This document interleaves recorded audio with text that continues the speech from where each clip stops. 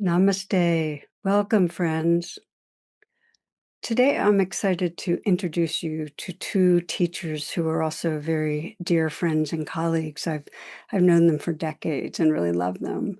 This is Devon and Nico Hase, and they've both served as mentors in our teacher training, and they're wonderful teachers, deep, deep practitioners.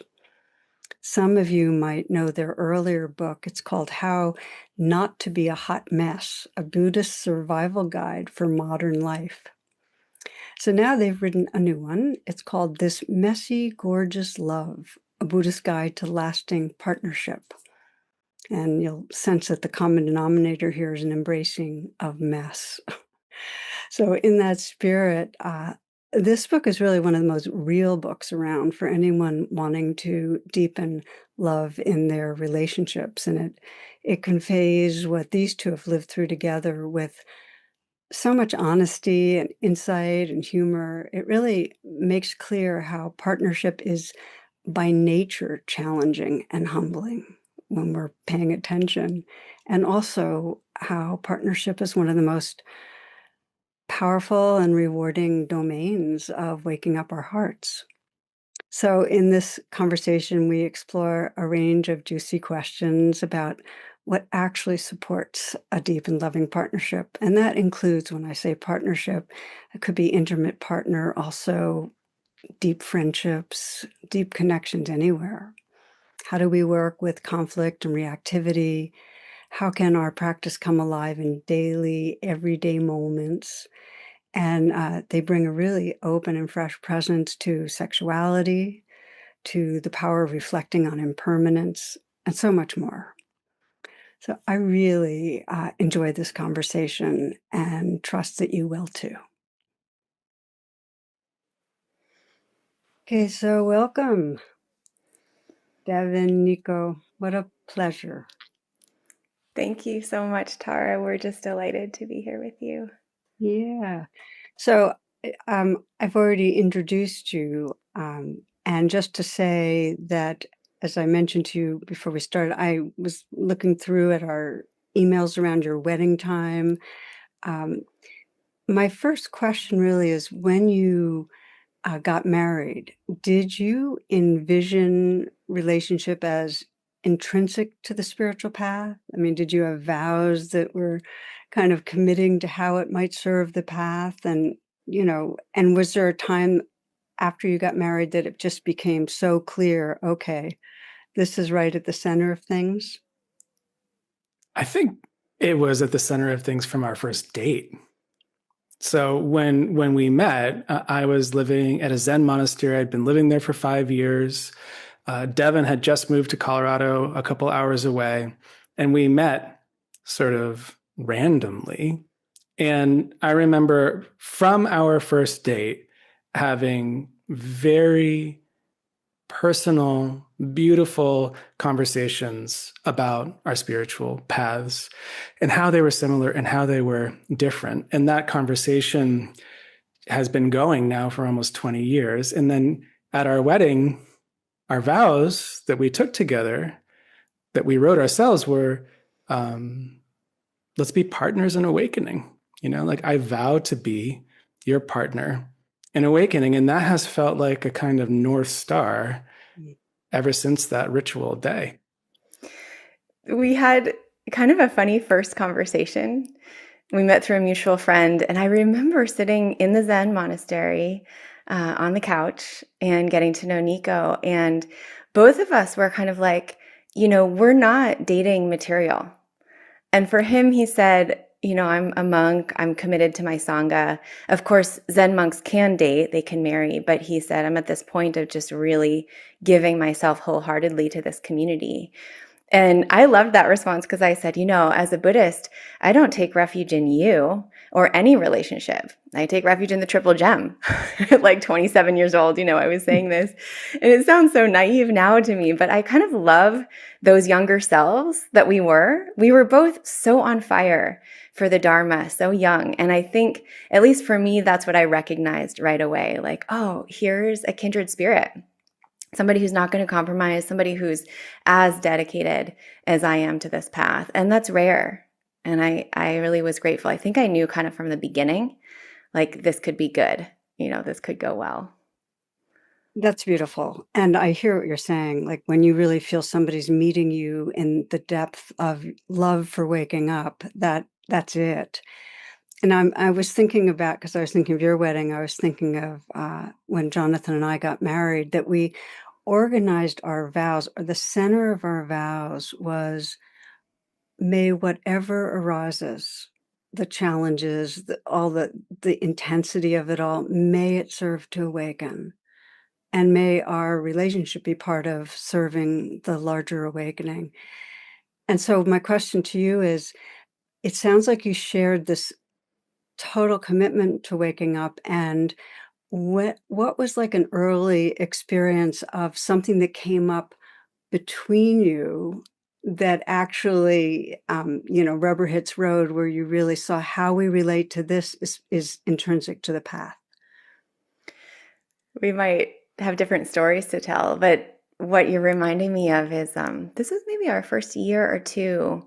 We were both living in these spiritual communities 3 hours apart, and we hit a pretty big rupture, like difference in agreement and lifestyle and futurizing. And I remember we weren't sure if we would make it through. And my teacher at the time, Lama Tsultrim, she's a teacher in the Tibetan tradition, and she was talking to me. She also, is married, had kids, and she was telling me that for her, over the years in relationship, her litmus test was always, is this relationship together growing bodhicitta in the world? Like, does us together help to serve and offer something bigger and greater to the world? And she said, that's how is your relationship a connection of bodhicitta, and is it offering something? And when I looked at us that way, I just was sure, like, of course, yes, this is all based in bodhicitta. And it was pretty easy then. I mean, still we had to get through our rough patches, but I do remember that as a turning point of like, okay, that's actually a great question to ask. It's a good way to know that we're committed. That's a wonderful question. Is it serving bodhicitta in some way? Is you being together part of the waking up in the world? I love it. Yeah. Yeah. I remember our first fight. It took a year before we had a fight. And what triggered it was that we were in this long negotiation about how we were going to be together. And Devon had decided she wanted to live in the Zen monastery with me because it was tidy and things ran on time. And it was beautiful and it was deep practice. But simultaneously, I was in this very long struggle of whether I should stay. So a year into our relationship, only a few months before she thought she was going to move in, I realized I could no longer be a monastic, that I actually had to go out into the world and do other things, new things, challenges, parts of myself that weren't being expressed. And I announced this to Devon with very little runway. And we had only been together for a year. We hadn't lived together yet. And it just threw her into a tailspin. Can I trust you? You just are making these decisions. You haven't even talked to me about it. That wasn't completely true. We talked a lot about it, but it was like this very rupturing experience of whether I was a steady, trustworthy partner and whether she could count on me. And that was our first big moment of how do we actually work through competing needs, conflict, not just like the kitchen sink stuff, but like the life stuff where we have to actually make real decisions together.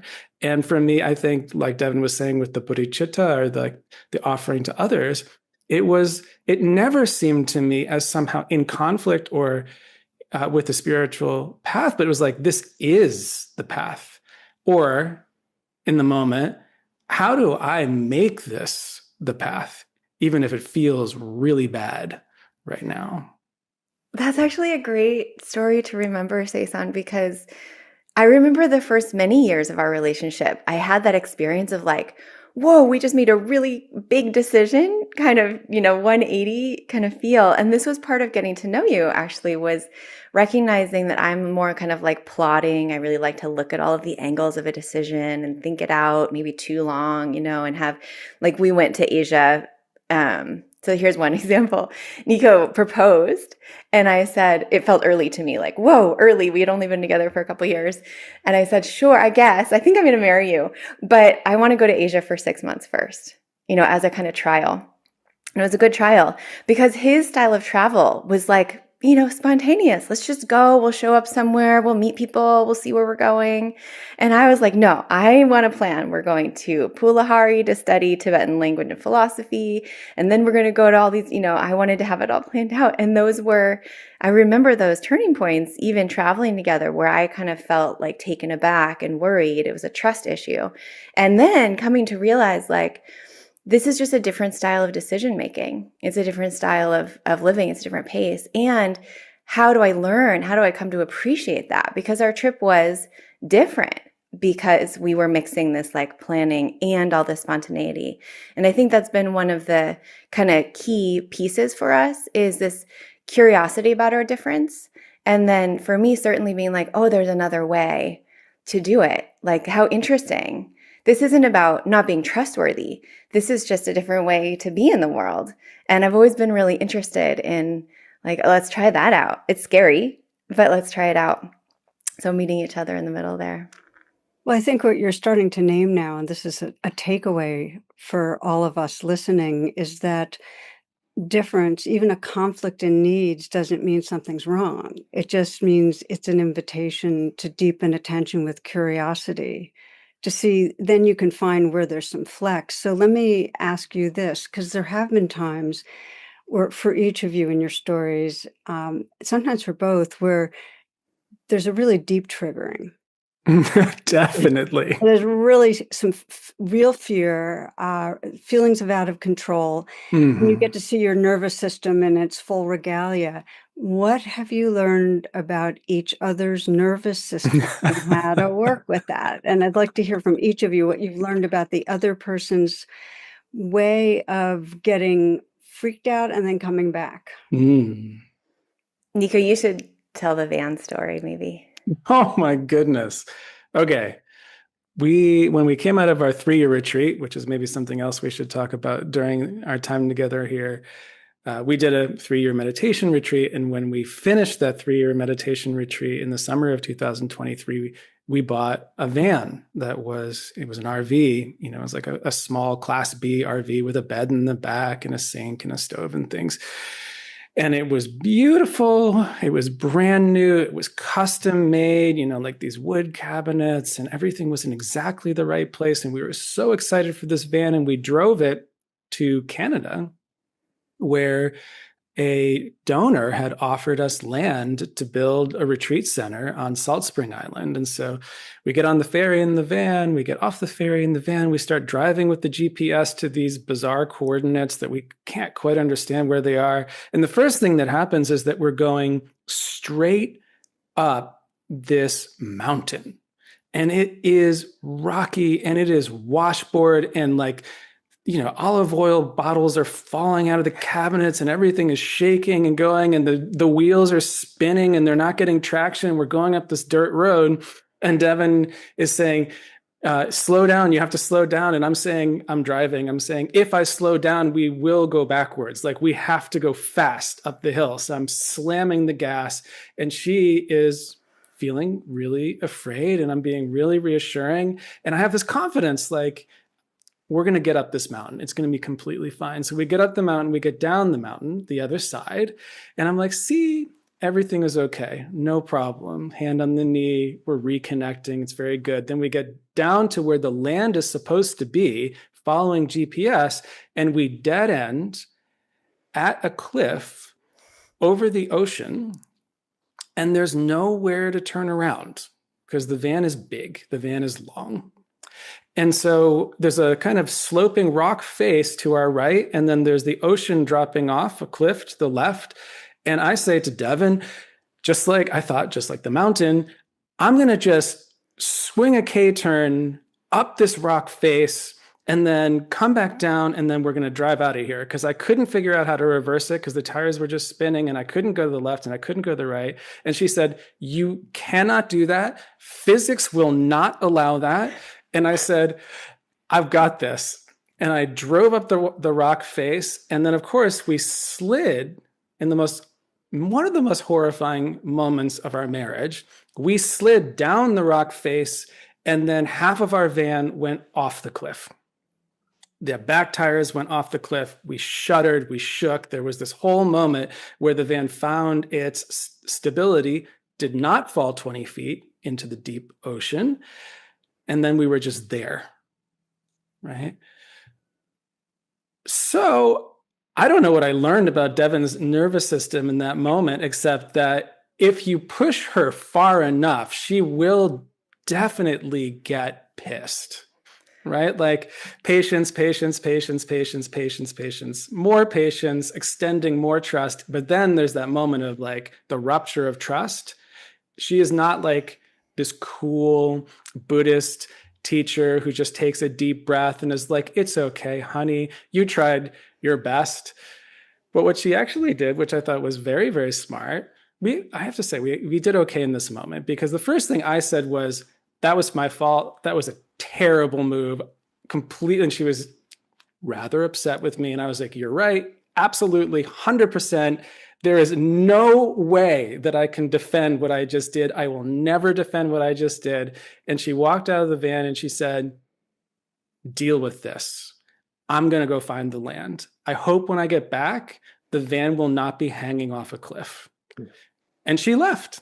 And I thought, you know what? That is like deep wisdom right there. This is 100% my problem. There's no reason that she should be supporting me right now. And she was kind of shaking. It was a scary thing. And I knew like she just needs to go off into the woods. So we didn't have reception. I went to a neighbor, blah, blah, blah. AAA came, pulled us out. By the time she got back, everything was fine. We do have videos of AAA pulling us off the side of this cliff that are absolutely harrowing. Okay, what have I learned about Devon's nervous system? Devon can get upset like every other human being I've ever met. She can get dysregulated. She can get impacted. But I have complete and total faith that she will come back. Usually she will come back within a few minutes. In that circumstance, maybe she will come back within 2 or 3 hours when she's done hiking and cooling off. But I know that pretty much no matter what happens, and no matter how far she's been pushed, she's going to find a way to reintegrate the system, come back to me and meet me. And so honestly, that gives me a lot of faith in her as a partner. Now, of course, I understand not everybody is like this. We may be in partnership with people that are very different from that. But in our particular situation, I think that's what I've learned about Devon's nervous system. And so what she needs from you, therefore, given that you trust that she can come back on her own, is what she needs, because what I'm hearing you say is just for you to give her the gracious, accepting space to come back on her own, not to interfere with the process? In that particular circumstance, because it was such a big thing, she definitely needed space. Are there times she needs something from you?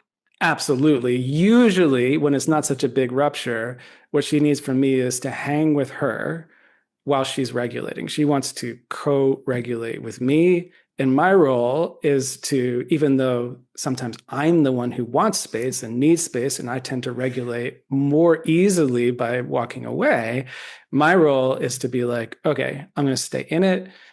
Devon's nervous system needs co-regulation, and I'm going to be here in it, and we're going to figure it out together for however long it takes in the living room to just talk this out and talk this out and talk this out and talk this out until we find each other. And, to offer the other side of that, we're different in that way. Even if Nico is my trigger, often I want to co-regulate. Like, I'm good at co-regulating. I want to be with another limbic system. It's helpful. In that particular story, I was definitely having a panic attack. Like, I needed to go breathe. And in fact, I found other hikers, and just hiking with them was so helpful. They had a golden retriever dog. Like, that's what I needed to just go be with other humans, realize that we were okay. A service dog. Yeah, it was. It really was. It was so helpful. And also, I mean, so Nico's nervous system is different. In times of emergency like that, he'll just get super calm, like very calm and grounded. Sometimes a little overconfident and calm. I don't And know why then you would say that. a little overconfident in that moment for sure. But it was true that the Canadian AAA came through for us. They were amazing. But in that moment, I think what I saw was, oh, Nico is grounded and calm in emergencies. That's helpful. And also does really good self-regulating. You know, we're both only children, but he grew up often with a single parent and was alone a lot. And so self-regulation was like, you know, the go-to. So it's helpful to know kind of what our different needs are, you know, depending on the context. He might really need to go off on his own for a bit. And even if that's conflicting with my need to co-regulate, we kind of know to give ourselves space and then to trust because we've been in it enough to know that we'll Yeah. find each other. Yeah. So your response to what you know about each other's nervous systems is a bit of an advanced response. And what I mean by that is that for many people, and I've seen this with me and Jonathan, when one of us is triggered and having a hard time, uh, we're not just thinking, well, okay, more space, less space on that level.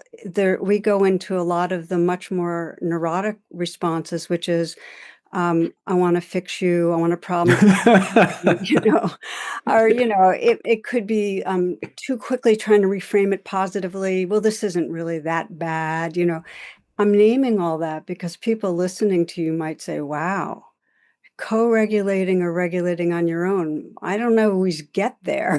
Mm-hmm. Well, we don't always get there either. I hope we're not misrepresenting ourselves. Devon, maybe you should talk a little bit more about when we don't make it work.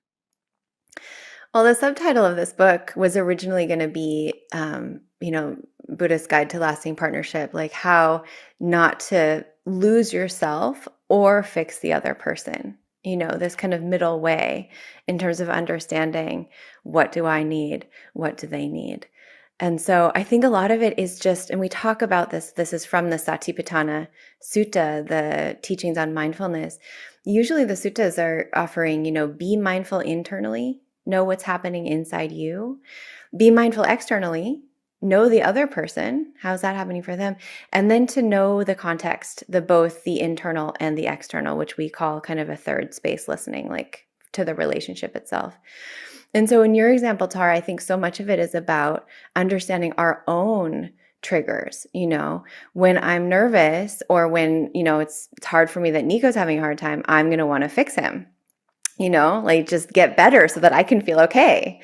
Mm-hmm. And just knowing that that's kind of the go-to, that's my default, very helpful then to be able to manage, okay, well, how am I going to ask for what I need? Or is this even the time to ask for what I need? Or, oh, I'm like leaping to conclusions before it's time. Like he just needs to feel the thing. And so that's some external mindfulness, knowing, okay, maybe if I just take a beat, give him some space, then we can get into problem solving later. So this is all that kind of internal, external, in between listening that we talk about in the book. And it takes time and training. You know, this is why we're so passionate about relationships being a path of awakening. And this could be with your partner, but it could also be with friends and family and colleagues. You know, this 3-part listening model is so helpful for getting to know, like, what do we need? What is our kind of default? Do we give a lot of space? Do we problem solve? Do we try to give too much of ourselves? You know, that's kind of that codependency piece where I'm the one who's going to sacrifice my own needs, you know, or are we somebody who's like, I'm good at boundaries and I know what I need. I'm going to just take it, you know, without trying to fix the other person rather than losing ourselves. So a lot of this is about self-knowledge and understanding the dynamic. Yeah, for those that are listening, this messy, gorgeous love that these two wrote includes so much that's really in that kind of applicable practice level, where you actually practice paying attention to your own processes and each other. And I want to get you to talk a bit about, I mean, you talk about the trance of nice, which I think is a great, it's a great phrase. And you talk a lot about different ways people do conflict. Like, that's so valuable. I know you've tuned a lot to the work of the Gottmans, who Mm-hmm. I think are fabulous. Can you talk about how your typology and what you've noticed? And I think it'll be really helpful for people to listen to that. Well, I just want to spend a moment and say, Tara, we have drawn so much from your work, in the way that we teach and the way that we write. This trance of nice, I think, probably originally came from you. Some of my learnings, I was thinking back, I think I met you in 2004, which was before Nico and I met, actually. And so all of your work around like the spacesuit and the way that we try to like get through these relationships was a lot of like understanding my own people pleasing tendencies, this sense of like, I'm really conflict averse. And so I want things to go harmoniously. And, for example, Nico didn't sleep well last night because we've been away apart and I was back for the first time and it's different, sharing a bed together.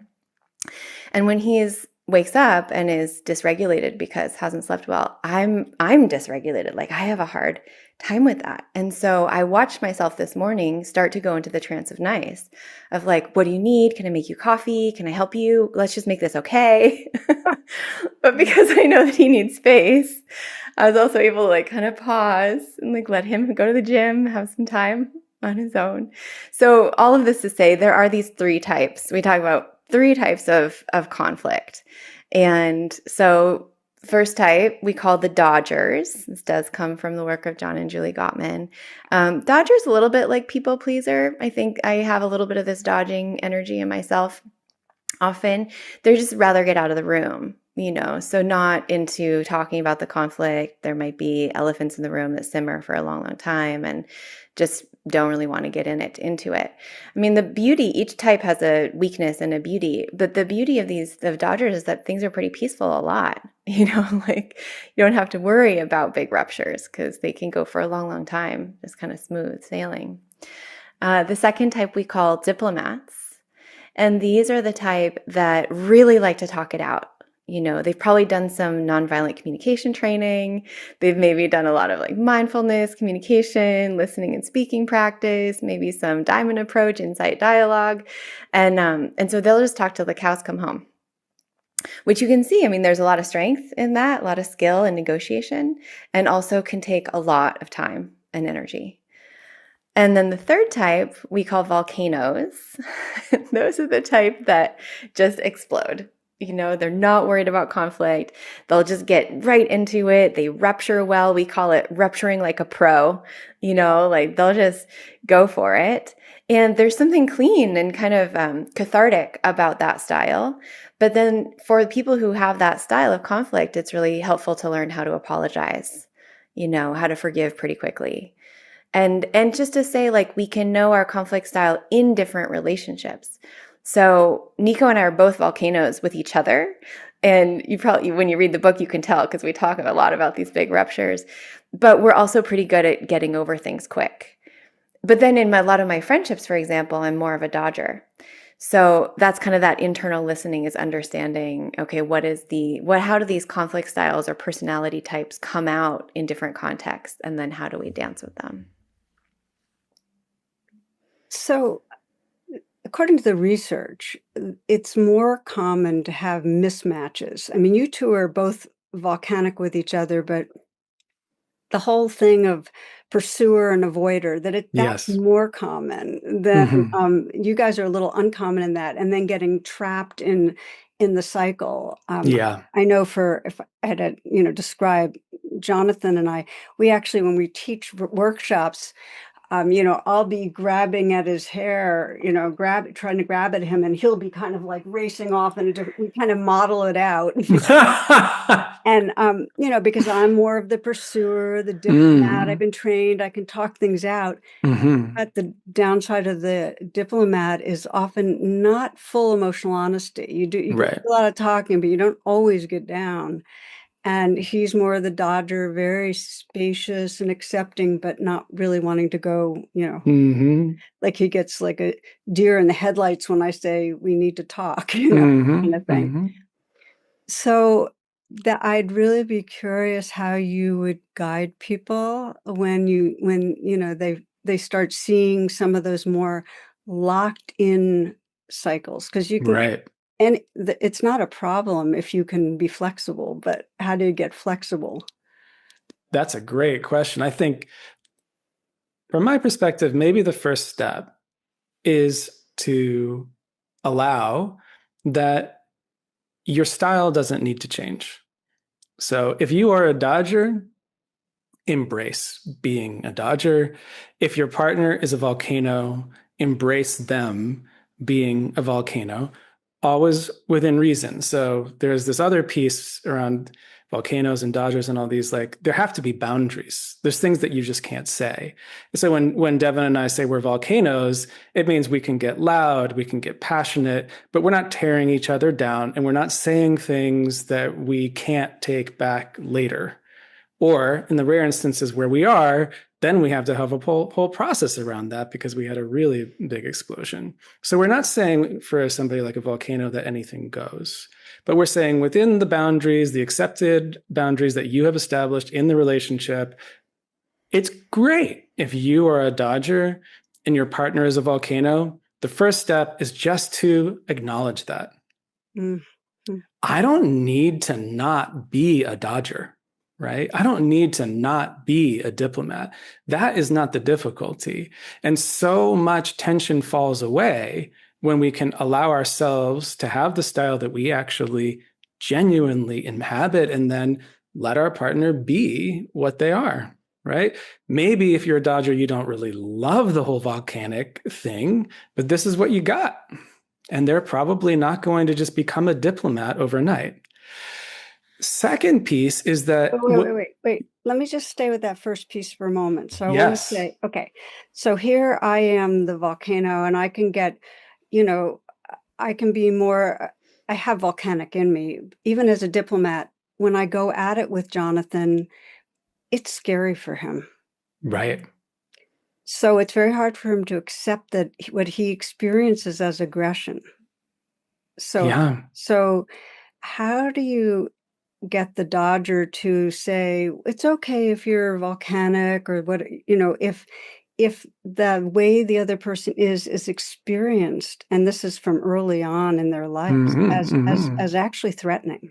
Right. And then for me, just as somebody who's, I don't know, I'm probably more like a diplomatic volcano or a volcanic diplomat or something. And Yeah. I'm not one thing entirely. I'm definitely not a Dodger, but something like a volcanic diplomat. For me, it's very dysregulating to be with a Dodger. Yeah. Right? Where I'm like, whoa, you just disappeared, right? You're Yes. sitting in the chair, but I don't know what happened. I don't know where you went. It's abandonment. Yeah. Total like You have no one to abandonment. relate to. Right. Yeah. So you got scared and whoop, gone, right? So I think what you just did is a big part of that, naming it. Right? Oh, we're going to have this tension, right? Jonathan is going to feel afraid when you get maybe a little bit loud. And you are going to feel afraid when he gets extremely quiet. And that's probably going to be at least part of what is happening.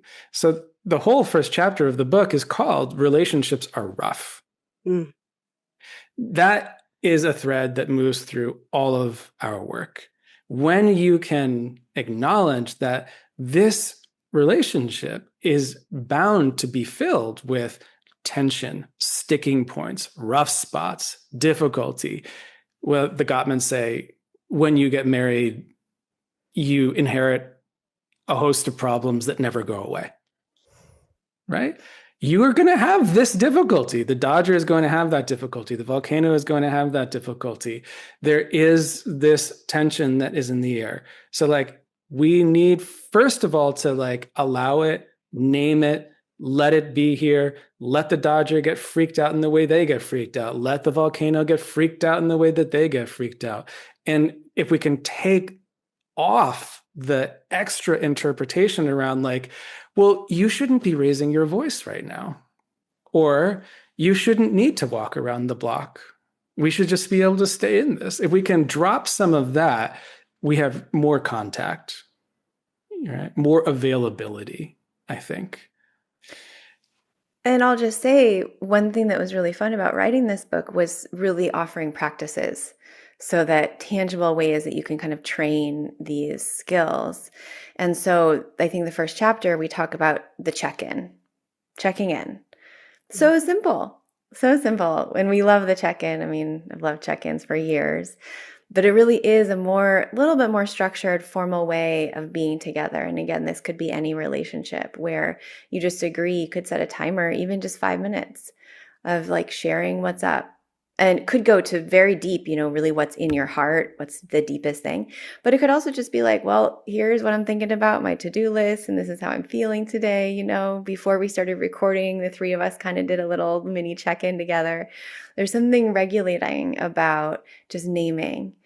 And again, it's a tool for the internal, external, both mindfulness, because maybe in the check-in, we can name some of these truths.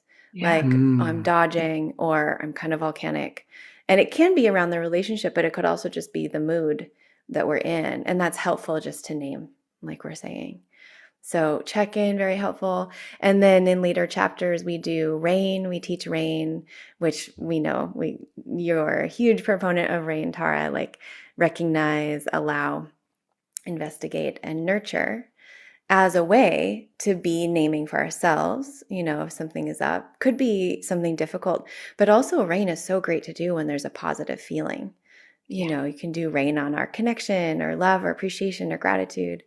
And then partner rain, which again, I think we got from you around what a beautiful way, maybe in the middle of a conflict or an argument, to decide, oh, we're going to actually take this to the cushion together and recognize together, how are we feeling? It could be different, very different feelings. And then a lot of the practice is setting a timer and doing our own allow, investigate, and nurture. And then coming back, doing another kind of check-in. How was that? What's different? And so we've used this actually a lot. We do partner rain almost daily. We really love this practice. And we've sort of, there's more ways you can kind of refine it. Just do the rain together is great. And then over the years, we've found ways to really listen and reflect back. We'll repeat back to each other what we're hearing, or we'll find ways to offer, if we're looking for feedback, we'll offer constructive feedback or ways like, here's the other piece of this that maybe you didn't see yet that I'm seeing. So there's ways that can lead into maybe more diplomacy or more creative kind of perspectives on certain situations. That could be a rupture in the relationship. It could also just be supporting us in all of life's choices and, difficulties. I love what you're saying, and it really resonates. And I feel like Jonathan and I are very similar to you, whether we do it formally or informally, that the practice, if there's something going on, taking the time to go inward and sense what's going on. So let's say back to this, dynamic of, one person kind of avoiding and one person pursuing. If I get in touch, if I do rain and get in touch with what's underneath the pursuing, it's a place of feeling unlovable and really wanting connection. And if I can get to that vulnerability, then when I continue to talk with him, I'll speak from, instead of attacking him, I'll speak from that place of, I just am wanting more connection and intimacy. And if he gets in touch with underneath the dodger is the feeling of being endangered, pushed away, hurt, if he can say that out loud, then we get to a place where there's actual compassion. He has this line that the first to roll reverse wins. And that's what happens when you do rain. You get in touch with enough that you can actually then look at the other person and be able to really sense, oh, what's it really like to be them? Yeah. Which is hard when you're in the reactivity. Very hard. And then I think another piece there, we also have rain partners that are not each other. So this is another thing we learned from you, Tara. Like I've got my rain partner. We meet on the phone. I mean, she lives in Canada. I live here. We're both Dharma teachers. Devon has, I don't know, 6 rain partners that she's checking in with continually about all these themes. And so, you don't have to be each other's entire world for this transformative process. So here's a question, kind of a follow-up on what we're talking about, because I love that you, in some way, are deepening attention. And rain is, for those that are new to this, this isn't some new technique. This is just a natural weave of compassion and mindfulness that helps us in a systematic way get in touch. When you two do it together, I'm imagining you go through the process and you've recognize, allow, investigate, you nurture. Then when you share with what's going on, that there's a shift, not just in how you're relating to what's going on inside you, but in the shared space of who you are together. So I often call that after the rain, naming the actual shift in identity. So my question to you is really, what is your most profound sense that you open up to, that gets revealed about who you are beyond your separateness? Like, what do you Mm. discover? What have you experienced together? We probably would have different stories for this too, but there's an image, a very clear image that arises when you say that, Tara, and I'll try to put words to the feeling of it. So we both are really passionate about long retreat, and we've done retreat together, but also a lot of retreat separate. And the first 6-month retreat I did was very solitary. I was in the woods in Southern Oregon. It was a really hard time, just very lonely, afraid a lot of that time. And Nico sort of knew some of the ups and downs of the retreat. He came and visited me, I think, twice during those 6 months. And then at the end, came to help me kind of pack and come out of retreat. And I remember we were checking in and, kind of reviewing like what I had learned and the way that I had grown. And he said to me, and I think there were tears, he said, it's the greatest honor to have a front row seat to your awakening. Mm, And it still kind of gives me chills, like mm, how lucky that we can do that for each other, mm, that because we have been on this path together for a while now, we get to be each other's teacher. mm, And I think in Partner Rain and these other practices that we're offering in the book, it's like, here's ways that we can get to the lower surface, like the deeper surface of things like you're naming, to understand our insecurities or, your trance of unworthiness or the ways we just want to be loved. And to see that in ourselves and be witnessed, in that practice, but then also maybe get to shine a mirror for the other person out of compassion.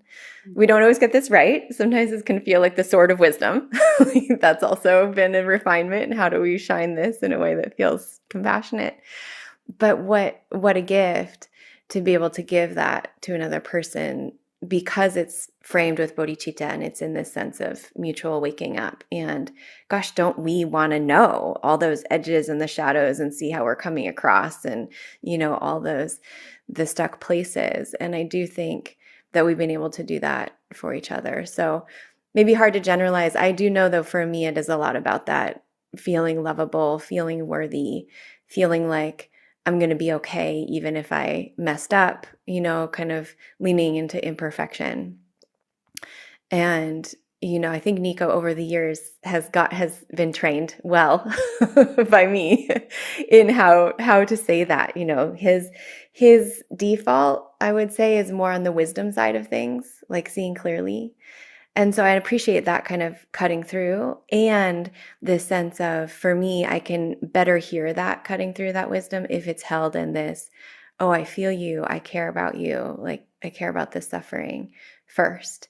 And so again, we weren't always natural at this, but over the years learning, oh, this is what the process, kind of how do we shepherd each other into these deeper places of shared compassion and wisdom.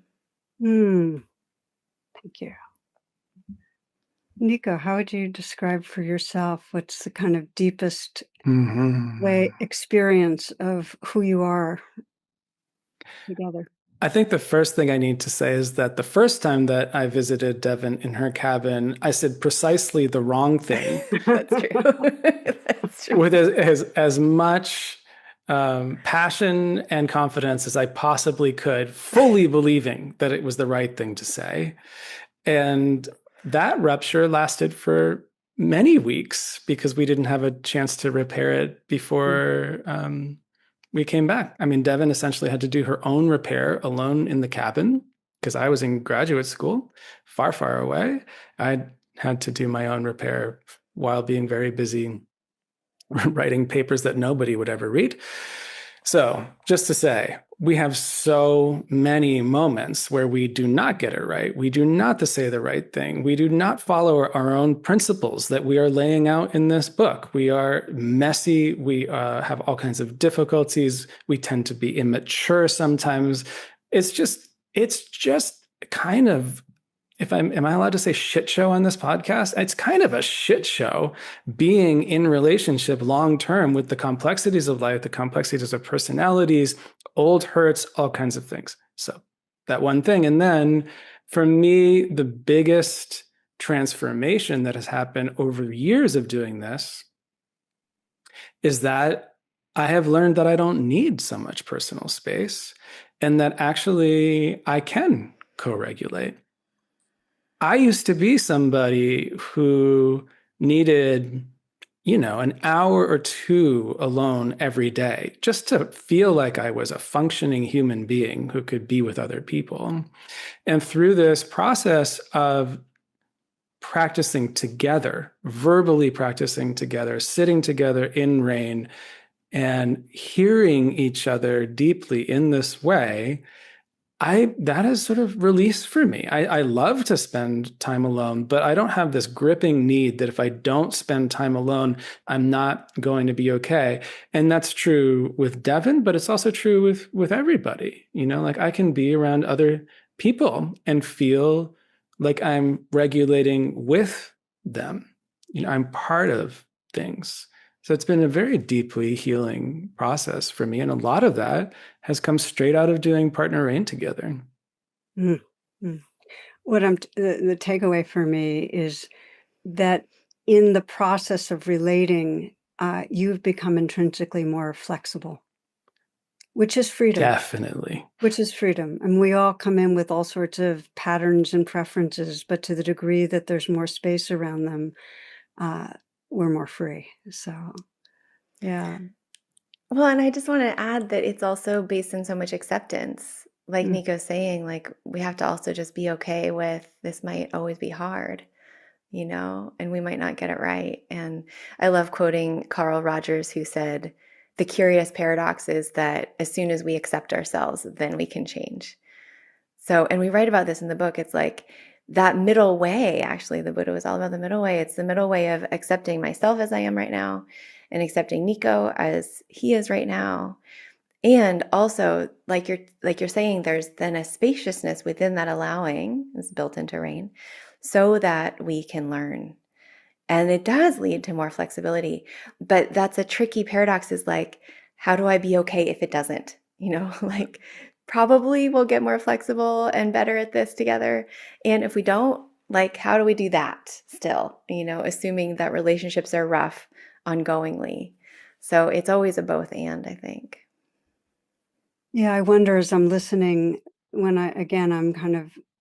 all in this relational field that for us, I think there's enough trust in the basic goodness, the who that other is, that the other's basically awareness and love, that what's looking out through your eyes is what's looking out through mine, that it actually allows for enough safety and trust so it can be as imperfect and edgy as it sometimes is without changing too much. Well said. And we say this in the book, trust. like sometimes also what that leads to is trusting that you need to leave. Like there's a way that we can have healthy change, relationship shift. We do have different agreements that might change over time and still see that what's looking out through the other's eyes is love and compassion, and recognizing the truth of change is part of this too. Like at some point, all meetings end in separation. And so can we continue to practice in this skillful way through whatever is to come next? We have a friend, a Dharma teacher, who kind of teased us when we released this book. She's like, well, now you can never get a divorce. You wrote this book. Who knows? I mean, unless But we who have the knows? humility of uncertainty. Right. Well, okay, so this leads me to, I had a couple of questions that go into the direction you're bringing up, Devon. The first is for you, and that is that it's a rare few of Buddhist teachers who talk about sex. Really, really few. And talk about it in any way that has anybody like perk up and say, yeah, this could be meaningful to me. And you have done that. Not in earlier writings, but in this book, in the chapter called Unlearning Perfect Sex. And so I want to ask you just to share what some of your realizations have been, the kind of seeing through some of the assumptions that have been really freeing for you. Sure. I mean, I can say even in this conversation, I have some inhibition. I mean, it's a tough topic. I think I'm sort of naturally shy in this area.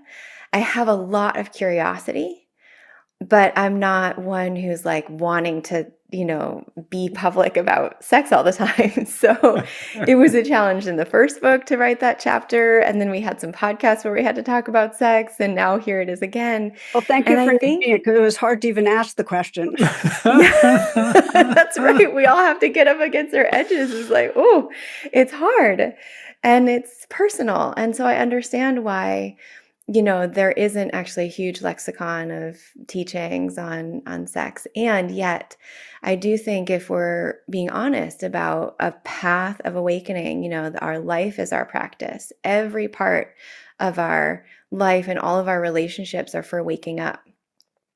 Then especially maybe the parts that are maybe shadowy or repressed or, kept very private, those to me, there's a lot of interest and curiosity and not knowing actually, like, well, what happens if we do talk about this? What can we learn together? And definitely not finished for me. I mean, I still have all these pockets and edges, but I do have now a good practice with Nico in terms of talking. I can say like it's so helpful to just be able to name all these dynamics. And first book, second book, both chapters were very cathartic for me to write. Like just to name, oh yeah, all the stuff that's going on here. There's objectification. There's this sense of needing to be perfect. There's a lot of body insecurity. There's performance. There's all this pressure. And so to just name it as a path of awakening, like as we've been saying again and again, let's just get honest about what's all here in the room. And then same thing with my body, like in that long retreat, I think I write about this in the chapter, the long cabin retreat we did, we had time. I mean, first of all, very relaxed. So that's helpful to have time and to have a body that was relaxed enough. I wasn't like plugged in. I didn't have a lot of digital stuff around me, like being able to live in my senses in a different way so that I could feel the like tightening and closing down when that happened. And I can feel the opening and the easing and the releasing when that happened. That was a lot of my own work, not even very sexual, but just on the cushion, like understanding the subtle body and the energetics of that. And all of that is really, I am so into that. Like, I think maybe like you, Tara, my entrance to meditation was yoga. So a lot of interest in different yogas and how to understand and read.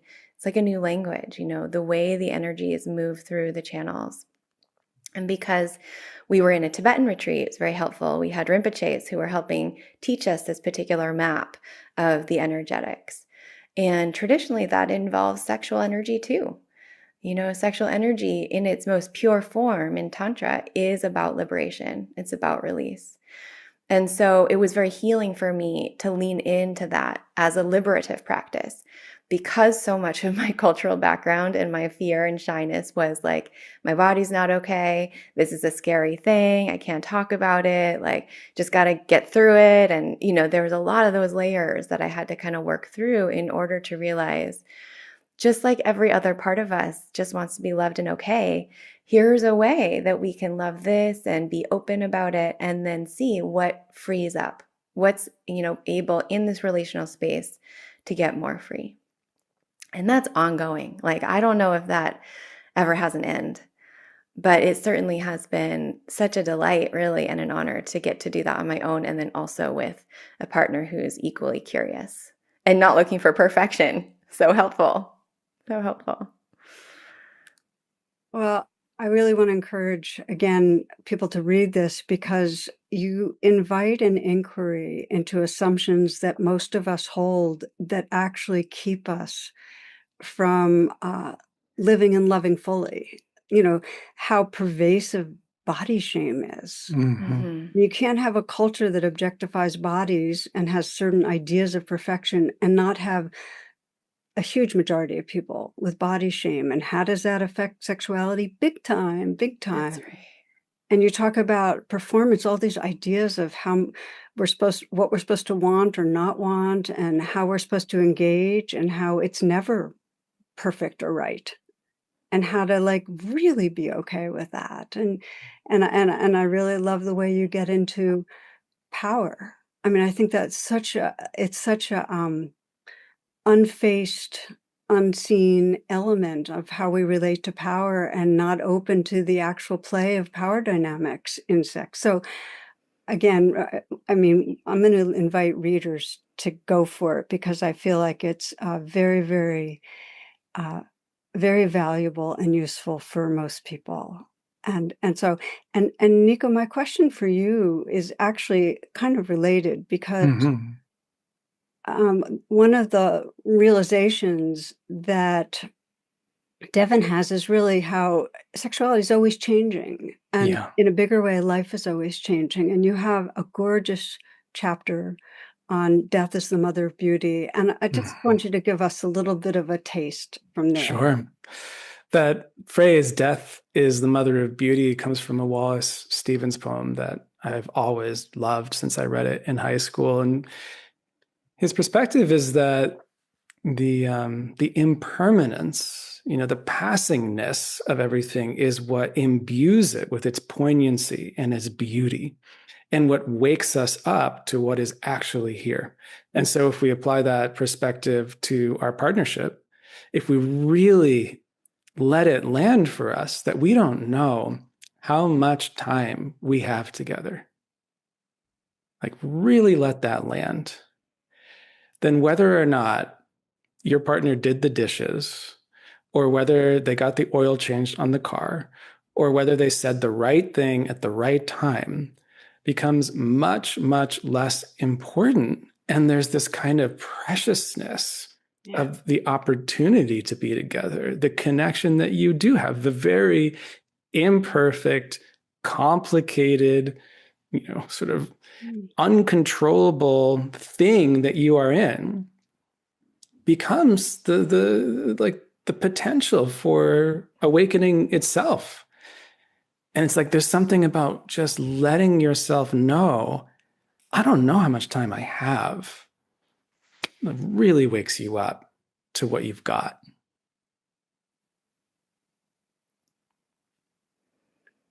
Do you have a way that you reflect on that each day? Like, do you have a short, brief way you can invite other people into? Mm-hmm.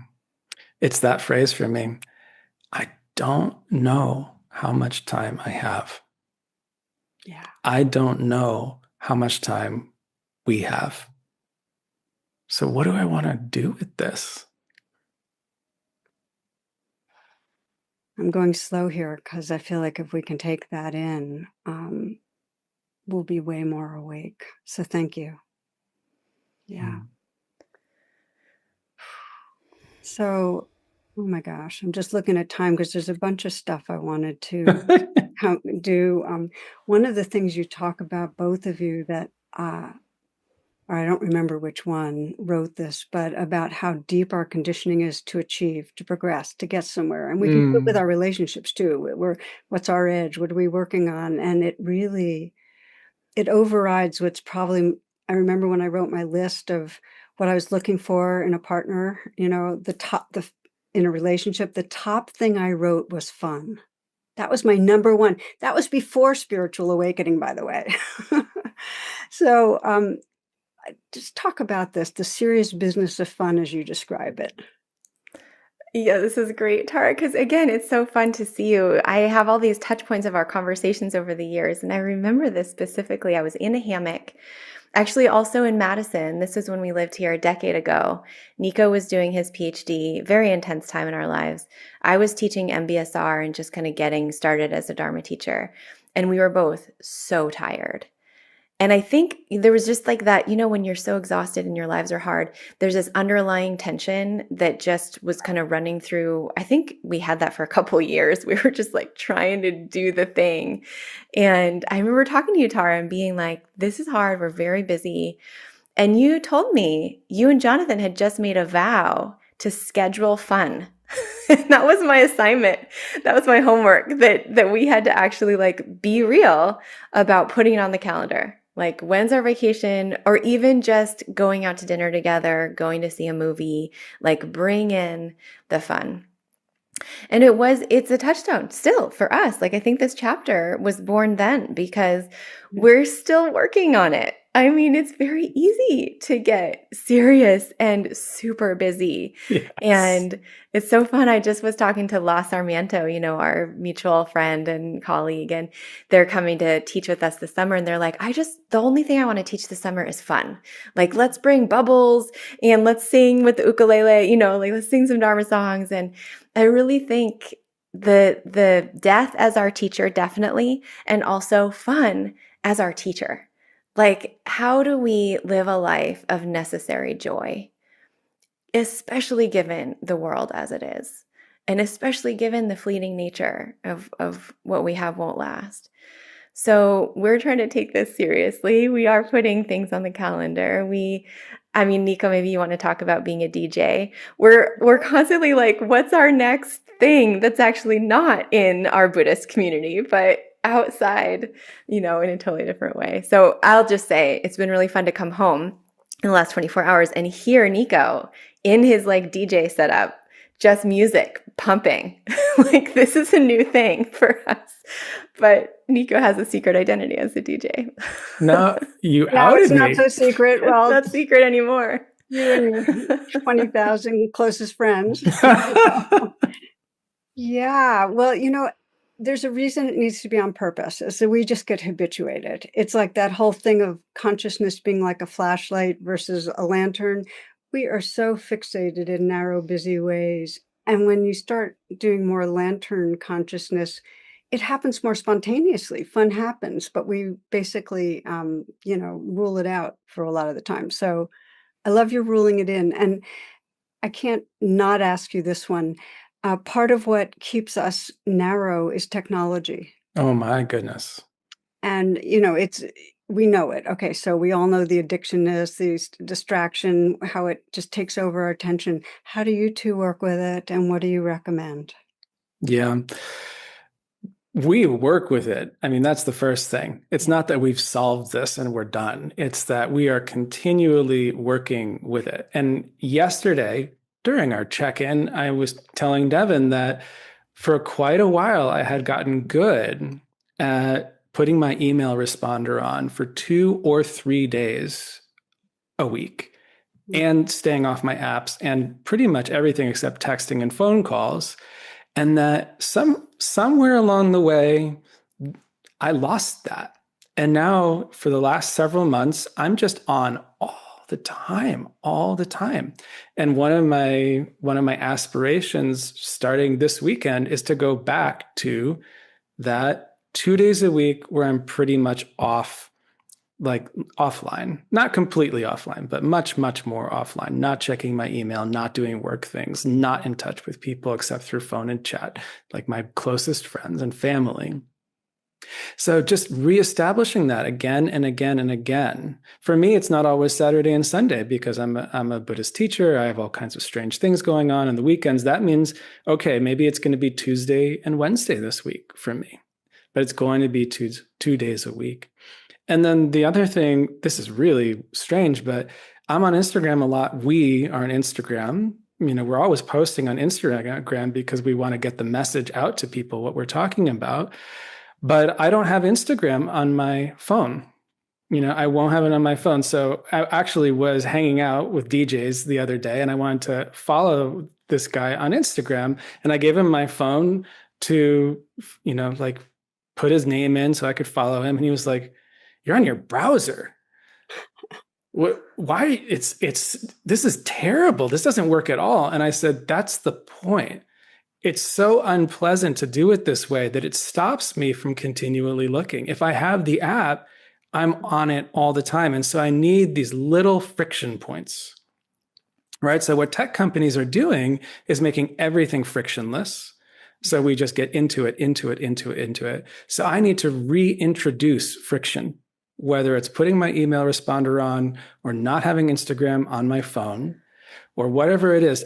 A little barrier is enough to keep me from habituating to just going on it, on and on it.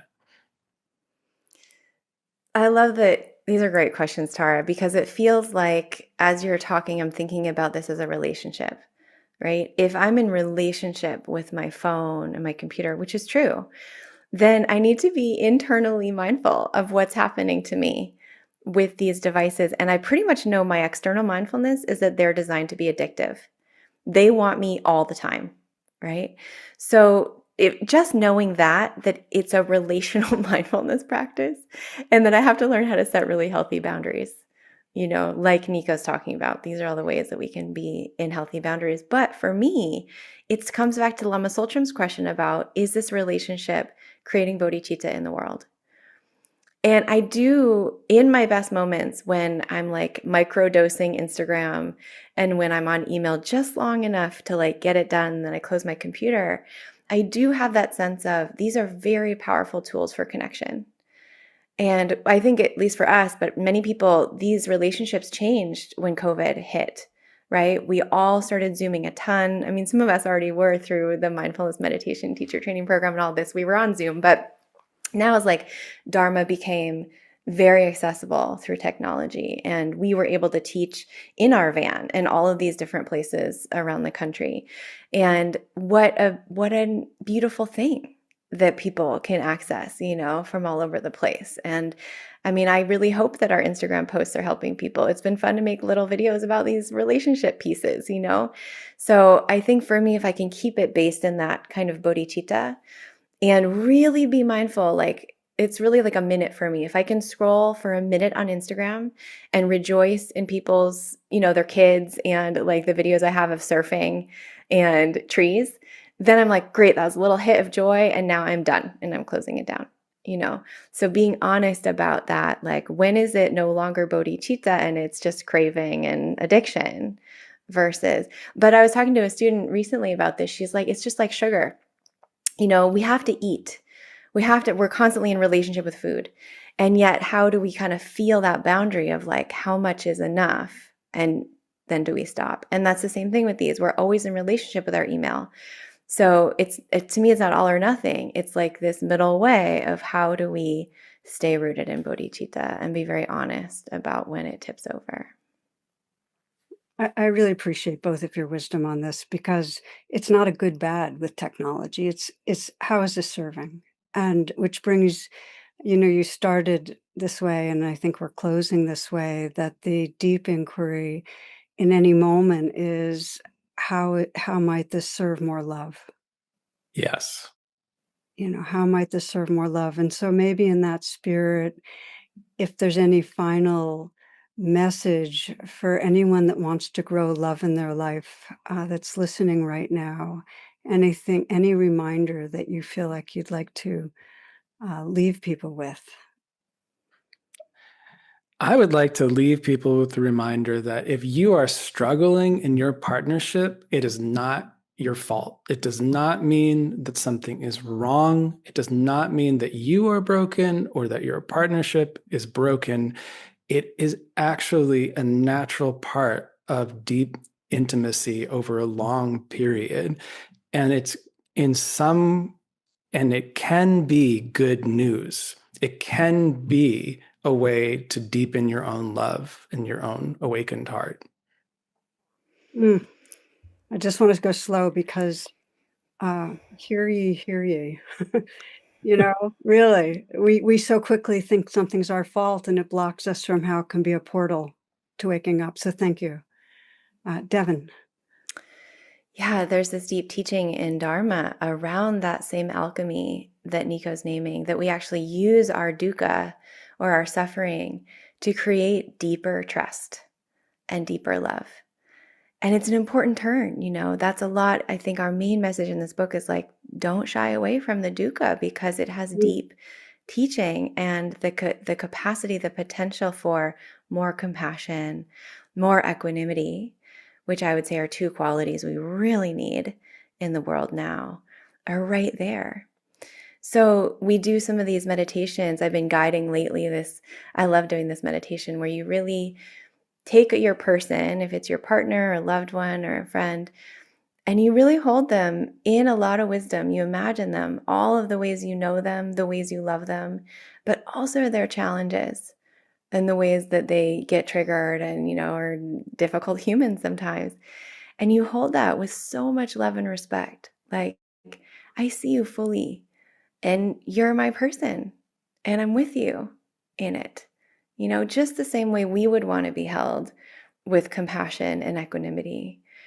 And to me, that piece of like total allowance, total acceptance, because I know you so well in your humanity, is so healing. It's like reminding ourselves again and again why we're in this, and then kind of recommitting, like, I'm here for it, loving that person exactly as they are, sort of like loving ourselves and others back into wholeness. And it can be practiced. It's a natural capacity we have, but it can also be trained. Trained. Yeah. If we did it every day, everything would unfold in an amazing way. So, oof, Devon, Nico, you guys are awesome. Your book, Messy Gorgeous Love, is, I just, anyone listening, I really, it will offer huge, huge nurturance for close partnerships, friendships, for any relationship. So thank you, my friends. Oh, Tara, thank you for being such a beautiful teacher and friend for many decades now. So much gratitude to you. Thank you. Okay. Blessings. Thank you.